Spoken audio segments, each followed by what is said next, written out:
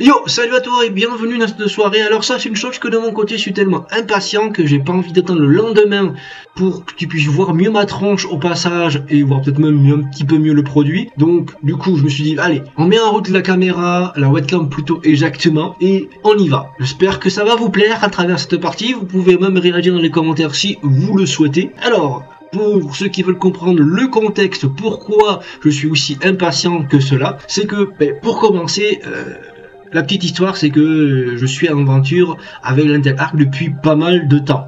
J'ai commencé avec la première A70 en 16 Go, dès qu'elle est sortie, j'ai foncé dessus. Par la suite, j'ai tellement apprécié cette carte là que je suis parti sur la version Predator qui envoie encore un peu plus de puissance mais qui est un peu plus brillante entre parenthèses. Par la suite il y a eu la Battlematch mais malheureusement sur le site européen elle a vraiment mis du temps à arriver. Donc la seule qui était disponible dès le lancement tu la vois ici et cette fameuse carte c'est la B580 que j'ai présenté aussi sur la chaîne entre parenthèses. Donc cette fameuse aventure Intel Arc, pour moi, elle se termine dans travers cette partie. Pourquoi? Parce que il y a un facteur qui est arrivé, c'est l'APU de ces Intel qui a foutu un petit peu le dawa, qui fait que quand, bon, pour la partie jeux vidéo, je ne vais pas cracher dessus, c'est des bonnes cartes, voilà, ça tourne très bien.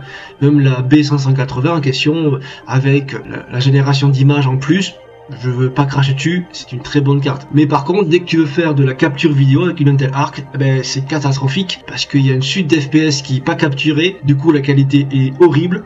Donc c'est pour cela que j'ai investi dans une carte de capture que j'ai présenté aussi sur la chaîne. Je compte même faire un compte rendu dans ces jours-ci, donc si tu veux pas la louper, abonne-toi. Mais malheureusement les Intel Arc des fois sont tellement capricieuses qu'ils ne sont pas copains avec cette carte là et du coup qualité merdique en retour. Donc j'en ai eu ras-le-bol de pas pouvoir vous partager mes aventures de game et du coup j'ai dit allez on craque. Cette fois-ci, on craque, on part dans l'intime des rouges. Je reviens là où j'étais à l'époque. Voilà. Pour ceux qui se posent la question, est-ce que j'étais allé sur Nvidia? Sache que j'ai eu la GTX 1050, oui, et j'ai eu la GTX 1070. Et par la suite, je suis parti directement sur Intel Arc. Voilà. Alors, la carte que j'ai sélectionnée, j'ai quand même mis un peu de temps à bien réfléchir et je me suis dit, je vais revenir sur une marque que moi j'apprécie et qui est pas autant mis en avant et je trouve ça un petit peu dommage personnellement. C'est une carte de ces Sapphire que j'ai sélectionné. C'est le modèle que je trouve le plus abordable à l'heure actuelle, donc n'hésite pas à aller faire un tour, tu verras. C'est le modèle RX 9070. Alors c'est pas le XTX, voilà, parce qu'elle est trop chère. Mais voilà, je pense que déjà avec ça, je vais quand même me faire vraiment plaisir et surtout avec ces 16 Go, ça va être aussi très agréable. Bon, après 12 Go avec la B580, c'est quand même très bien. Hein. Et 12 Go, je vais pas cracher dessus, honnêtement, je vais pas cracher dessus. Par contre, les cartes à 8 Go, c'est de la merde. Ça, c'est sûr que ça ne va pas voir l'avenir. Alors, si tu es partant, je vais te faire découvrir tout simplement qu'est-ce qui se trouve dans la boîte. Allez, on y va. Donc, concernant l'apparence de la boîte en question, je sais pas qu'est-ce que vous en pensez. Moi, je trouve plutôt clash. Pareil pour l'arrière. Sur les tranches, ça ressemblera à ça. Il y a des scellés dans les deux parties de la boîte et on est parti pour ouvrir la boîte. Alors je vais essayer de l'ouvrir sans l'abîmer. Alors je vais vous laisser découvrir avant moi, comme ça vous serez prévisé avant toute chose. Donc voilà ce que vous verrez à l'intérieur. Donc on retrouvera une plaque qui fait son poids pour information, qui doit être, je suppose, ça fait bien honnêtement. C'est pas du plastique hein, vraiment, ça fait son poids, donc voilà, je pense que il y a bien une raison pourquoi on a ça séparément, on verra après.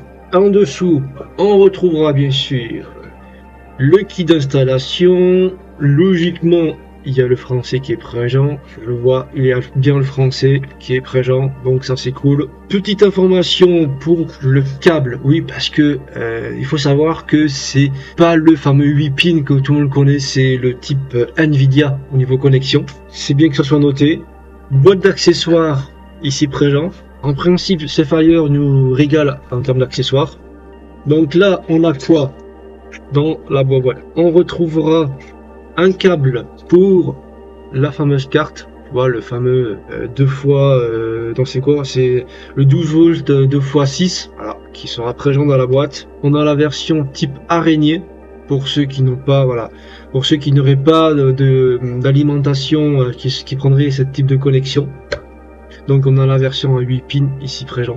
Le support pour la carte, je pense que s'ils mettent ça, c'est qu'il y a une raison. Et on a ici un connecteur ARGB. L'étiquette ici qu'on a, on a un code HTTP qui est présent dessus pour avoir la vidéo, comment brancher la carte correctement. Donc si vraiment vous avez du mal, il y a quand même une vidéo pour vous. Voici le monstre. Alors elle me fait penser, sur le côté visuel comme ça, un peu cubique, à une fameuse Rogue Astral. Je sais pas si vous voyez un peu. Je vous mettrai une capture juste à côté, comme ça vous verrez une petite comparaison. Donc là, full métal. La partie en gris ici, c'est du plastique. Le parti ici, c'est du plastique. C'est 3 slots, comme vous pouvez le voir. Au niveau connectique, on a 2 sorties HDMI et 2 sorties DisplayPort. Ça aussi, c'est bien d'avoir 2 HDMI. Voilà. Le branchement se fait par ici. Donc là, c'est le ARGB. Et là, c'est le connecteur, soit celui-ci que tu vas mettre, soit l'autre. Je trouve ça vraiment cool, parce que tout simplement, les câbles seront masqués. Ça fera ça une fois monté. Et les câbles sortiront là. Je trouve que ça fait vraiment très propre. En plus, ce qui est vraiment cool, et ça, on peut pas cracher dessus, c'est que les étiquettes sont à l'intérieur. Et donc, du coup, ben, on les voit pas. Et ça, c'est vraiment fun. Donc si je la compare par rapport à la plus grosse que j'ai, qui est la fameuse Predator, et je vais pas vous mentir que elle est toute petite, la Predator. Elle est pas si Predator que ça par rapport à l'autre. Vous voyez, par exemple, ici, les étiquettes sont collées dessus, tu vois, sur cette partie-là. Je trouve que ça, c'est moche, visuellement parlant. Alors mon cher ami copilote m'annonce que cette fameuse carte au niveau de la partie mémoire, elle a sa géo en GDDR6 avec une bande passante de 645 géo par seconde. Au niveau de la fréquence de la RAM, au niveau cadence de base, on est à 1660 MHz et au max on peut atteindre 3060 MHz, excusez-moi. Pour ce qui est de la performance, on peut atteindre jusqu'à 53,13 teraflops. Alors je sais pas si ça vous parle beaucoup, mais je trouve que c'est quand même très bien. Pour ce qui est du TDP de cette fameuse carte, c'est 330 watts qui est demandé. Donc théoriquement, le câble devrait pas fondre. Parce que ces câbles-là, tu sais qu'il y a quand même pas mal d'NVIDIA, et pas que d'un certain NVIDIA aussi. J'ai vu quelques cartes AMD qui sont cramées avec ce connecteur. Donc je reste un peu sceptique là-dessus, mais c'est prévu pour 600 watts, ça en fait la moitié. Donc théoriquement, il ne devrait pas avoir de problème technique. Je dis bien théoriquement. Pour ce qui est du reste de la connectique, ben, je vous ai dit que tout simplement on a 2 sorties HDMI, c'est du 2.1. Pour le DisplayPort, c'est du 2.1 aussi. Voilà pour la partie des specs. Donc, moi de mon côté, je vais tout simplement retirer la P580 pour insérer celle-ci par la suite et on se retrouve juste après. Alors on se retrouve tout simplement le lendemain car l'installation à la mine ne s'est pas passée vraiment comme je pouvais l'imaginer. Et oui, parce que j'ai eu un moment de réflexion.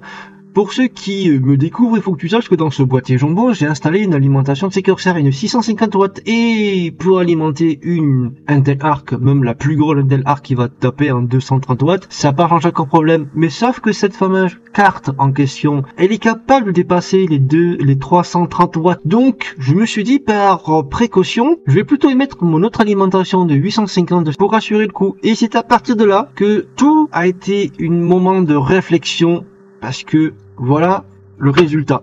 C'est que, tu vois, la partie blanche, ça fait la même taille que celle de ces Corsair. Donc, c'est parfait. Mais la Delcool est beaucoup plus longue, tu vois.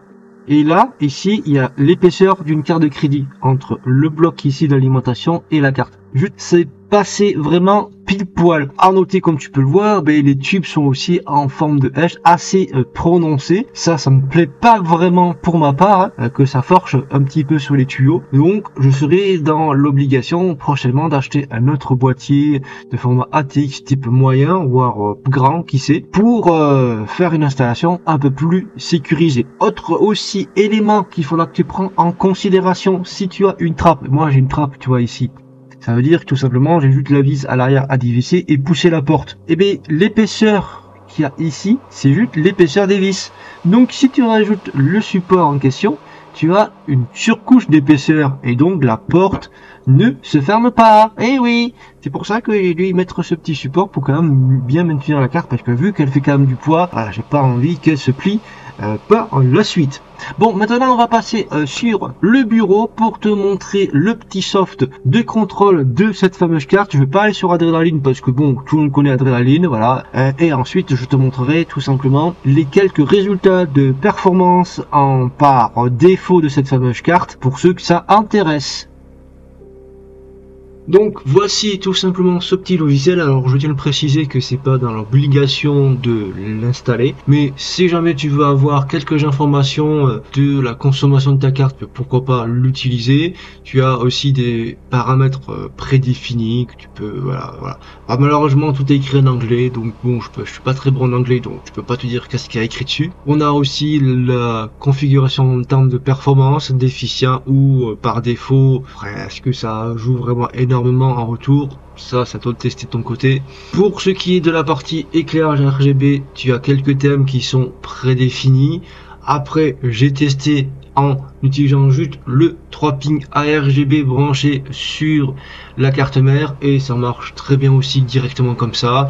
On a la possibilité de tester la ventilation si tout tourne correctement, puis les informations tout simplement de ce qui est de la carte et du logiciel entre parenthèses. Donc voici le premier résultat que j'ai obtenu. Alors concernant la configuration, je suis avec un 5700X et au niveau de la RAM c'est de la 3600 MHz en 32 Go et je trouve que le score, même si on est un petit peu en dessous de la moyenne, je trouve que c'est quand même pas mal dans un boîtier aussi compact entre parenthèses. Donc si on touche un petit peu sur l'overclockage de la carte en retour et sans compter que si on a un boîtier avec un meilleur airflow, je pense qu'il est facile de dépasser la moyenne. Pour ceux qui veulent avoir un peu plus de détails, voilà un petit peu comment ça s'est comporté. Comme tu peux même le voir, même dans un boîtier aussi compact, la carte ne chauffe quasiment pas. Voilà, ça c'est quand même bien à l'apprécier. Le second tir, ça s'est fait tout simplement dans le fameux port royal pour voir un peu comment ça se passe au niveau du ray tracing. Et comme tu peux le voir, on a un très joli score, on est quand même toujours en dessous de la moyenne. Pareil pour ceux qui veulent voir un peu plus d'informations au niveau du diagramme. Dans la partie extrême, ici on a sorti aussi un joli score. On est toujours en dessous bien sûr de la moyenne. Voilà un petit peu au niveau des températures. Tu vois, on ne dépasse pas les 60 degrés malgré qu'on est quand même, je rappelle, dans un boîtier vraiment compact. Sur du Direct 11, là aussi on sort un score qui s'approche vraiment de la moyenne. Pareil ici, les températures ne dépassent pas les 60 degrés.